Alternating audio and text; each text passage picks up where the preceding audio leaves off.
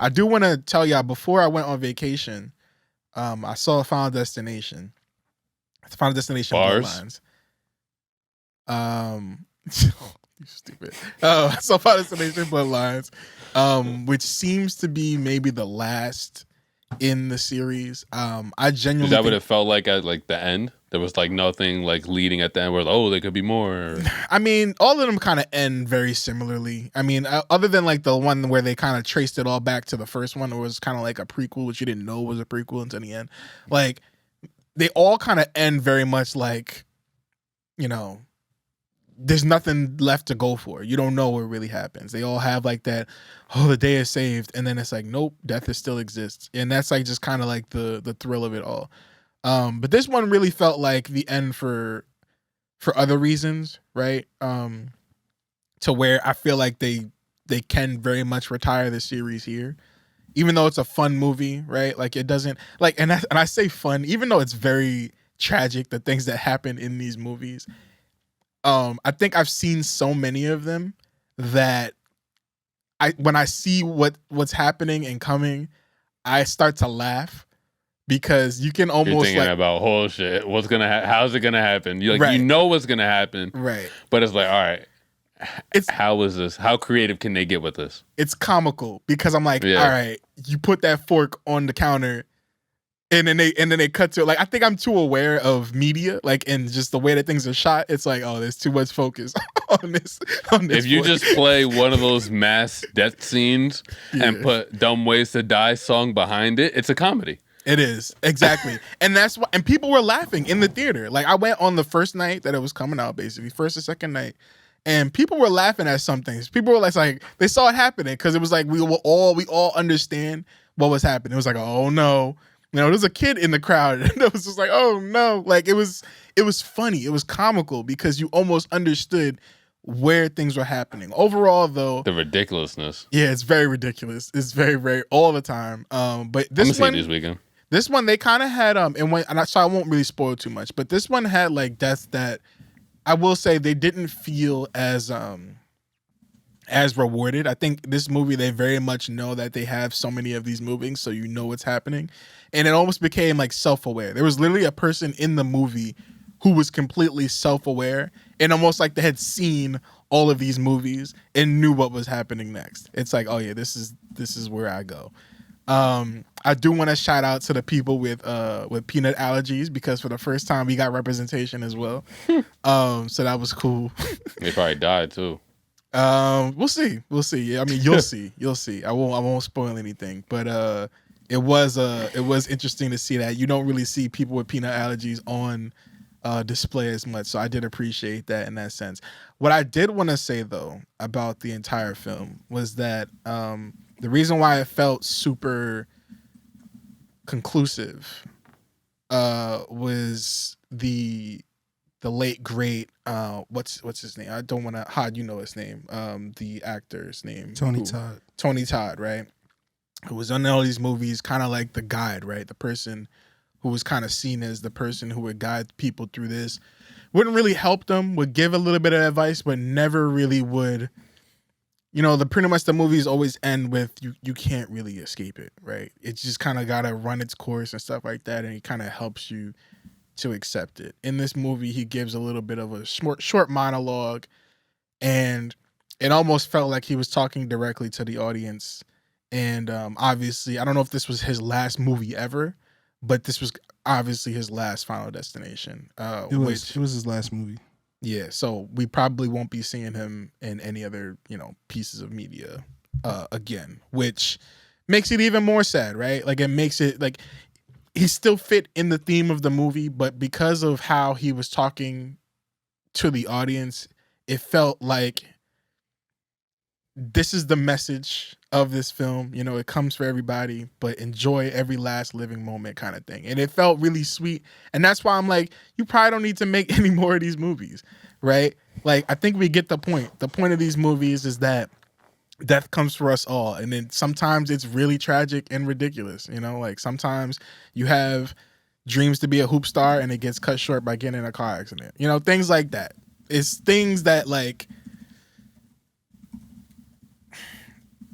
we have enough.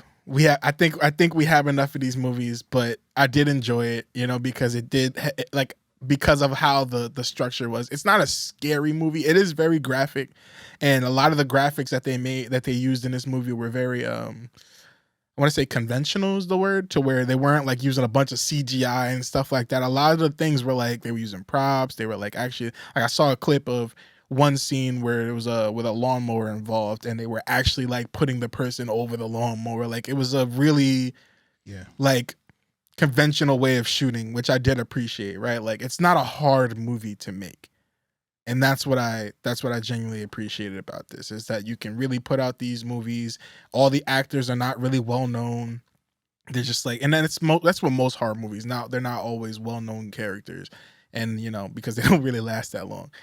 But I really did appreciate how fun this one was, and I definitely think people can see it. It's rewatchable because the whole series by itself you can watch it. But I had a general question for y'all, like review aside, of y'all Final Destination experiences of like when you watch them, like what's been the one that stuck with you the most, the one where, because I already told y'all that my favorite types of horror movies are things that make you afraid of everyday things, like average things that aren't really like jump scary, but like it makes you look at things differently forever for the rest of your life, right? That a very average thing. And that's why I think these movies, I'm not really into horror movies, but these movies feel the most thrilling to me because it's everyday average things, just super coincidental, tragedies. So give it to me. What are y'all experiences with Final Destination, and like what's been the thing that's changed your mind about life from these movies? Like what stuck with you the most? Well, I think everybody's go-to answer is always the cabins on the back of the truck and driving behind one the of logs, those. The log, big ass logs and shit. Yeah. The logs on the back of the truck. So I think people now, even if you're not scared that it might happen to you, just the thought of seeing that, you're automatically going to think of Final Destination. That's always going to be attributed to that, and it doesn't even have to be logs. It could be a what's it called? One Anything of those tow tied trucks. up on the back of a truck. Yeah. Any of those tow trucks that just have all those cars stacked up on it. I'm more scared of some shit like that than some fucking logs. Right. But for me personally, and it's not something that I had to experience on a day-to-day basis because I didn't live in a big city where I saw a lot of these, but it was the fire escape death, where the fire escape fell and landed on Homeboy's eyes. That was the one for me that stuck with me for stopped right before his face, and then it got him anyway. Yeah. Crazy. It was definitely, honestly, all of them, bro. All of them. And what I mean by that is when I'm on a plane, which I'll be tomorrow, I think of the plane. Damn. When I'm on a roller coaster, I think of the roller coaster. The highway bridge one was something I thought about when I was like 8. Like I used to always think I'm gonna be on the bridge when it snaps and like we all die. That was always in the back of my mind. I used to hate bridges. I used to have to cover my head when I was on bridges when I was young. So that one didn't bother me too much because I was already like an adult pretty much when that one came out. The one that, okay, so you know how like there's certain shit that like black people just don't fuck with, right? And just like only niggas don't fuck with. The one that got me, because I don't know enough white people, but I'm sure that the tanning bed kind of changed the structure in the brain chemistry of white people everywhere. For sure. Like I'm pretty sure I've seen less orange people since that Final Destination came out. I think that was 3. That was 3. I think since then I've seen less tanners than I did before that. You know what I'm saying? Like I think that movie fucked up the tanning bed industry for sure. For sure, definitely. That song too, when that was playing, the roller coaster, changed the way that you hear songs. And that's the thing. They used to be. The first time I saw Final Destination, I was very young. The first one came out when I was like 11. It was terrifying to me because the idea of because at the time, it's the 90s slasher movie, Scream was popular. I Know What You Did Last Summer. here comes this movie with the villain you can't see. So you can't. You know what I'm see it. saying? Like it feels supernatural, but it's like Yeah. it's like yeah. I wrote a report on that in college about horror movies and the changing from like the murderers, the slashers versus like the forces, right? Yeah, like that's, exactly. That's where it was transforming back then. Exactly. So that was definitely something that I remember the part where the girl stepped off the curb and got destroyed by the bus in the first one. I had to. It was a bootleg tape. I had to pause the movie because I was like, "How do you beat this?" Like, I was done, bro. I was like, "Yo, there's nothing to run from. There's nothing to hide from. This shit is gonna get you. There's no way to beat it." Homeboy on the grill at the end of I think it was either the second one. Yeah, it was 2. Where he was just at the grill and the grill just exploded like boom. Yeah. Like it's crazy, man. So that one I didn't worry. Like I didn't, and I know propane tanks blow up all the time, but I just people be grilling. Yeah. Every time I'm at a cookout, I think I look over that grill like y'all good over there, right? You got that. That's another one of the black people thing because niggas use charcoal. Yeah. I think propane is for white people. Things happen, man. Things happen. Things be happening.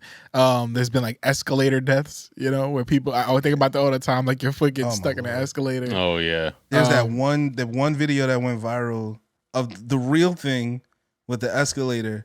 Again, we were all correct. We were all correct to be scared of escalators, bro. Yeah. They tried to make us feel like it was irrational. These shits are death machines. Yeah, I actually want to know how many people die by escalator a year. I'm gonna say like my scale 21. This is AI, so don't quote me. But in the United States, an average of about 30 people die each year from elevator or escalator accidents. That's more than sharks. Elevator. These accidents can cause serious injuries ranging from minor scrapes to severe trauma, with about 17,000 injuries occurring annually. So there's 30 deaths per year nationwide. Deaths, yeah. The only thing I don't like about the death numbers, I mean, other than the fact that people be dying, but other than that, the thing I don't like about the death numbers, it's like when people talk about like people that died during a winter storm. It just be old people that was probably going to die anyway that nobody could get to. They get calculated with the numbers. Yeah, they get calculated with like the numbers. If I have a heart attack on an escalator. Like, why does that count?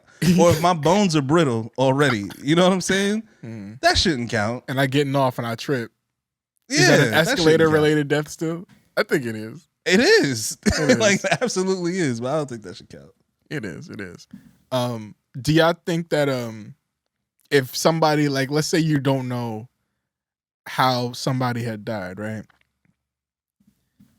And this might be messed up, but somebody comes to you and tells you, like, let's say you know somebody that was actually, like, had a Final Destination type death, and they explain the whole thing to you. Yeah. Do you think you'd be able to keep it together if they telling you exactly how they died? Yeah.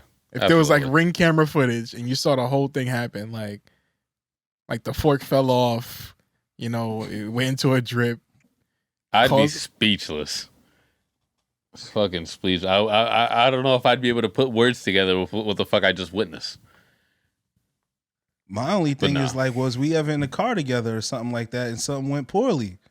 Because, like, am I on a list somewhere now that I didn't fucking know about? I think the movies have ruined, like, the brain a little bit. It's like, if I saw something like that, I'd be like, damn, that's some Final Destination shit. And, like, exactly.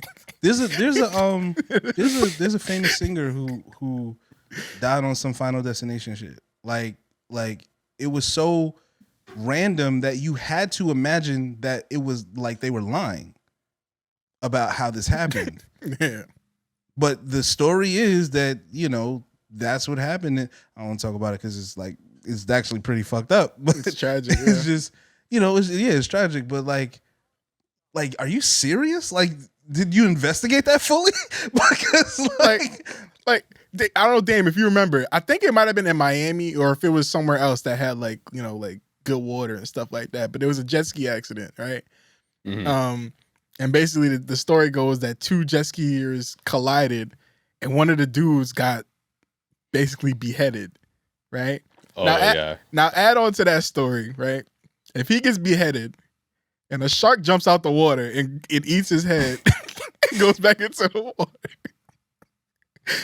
Yeah, you might laugh.